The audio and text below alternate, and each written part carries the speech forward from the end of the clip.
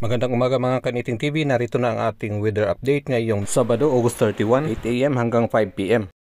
Nakapasok na po si LPA92W kagabi sa ating Philippine Area of Responsibility. Base sa available data ng Pag-asa kaninang alas 3 ng umaga, ang sentro po ng LPA ay nasa layong 695 kilometers east ng Butuan City, Agusan del Norte. Simula na pong nagpaulan ang kanyang trough ng kaulapan kaninang madaling araw sa halos buong Mindanao na po at ilang bahagi po ng Visayas. Mataas na po ang tsansa na magiging bagyo po ito na susunod na 24 oras. Papalakasin po nito ang hanging habagat habang ito po'y lumalakas na siya namang magpapaulan sa western sections ng ating bansa. Samantala, apektado naman ng hanging habagat ang western section ng Southern Luzon at Visayas. Dahil dito, posible ang bahagyang maulap at maulap na kalangitan. May pulong pag-ambon o pag-ulan, pagkulog at pagkidlat. Metro Manila at nalalabing bahagi ng bansa ay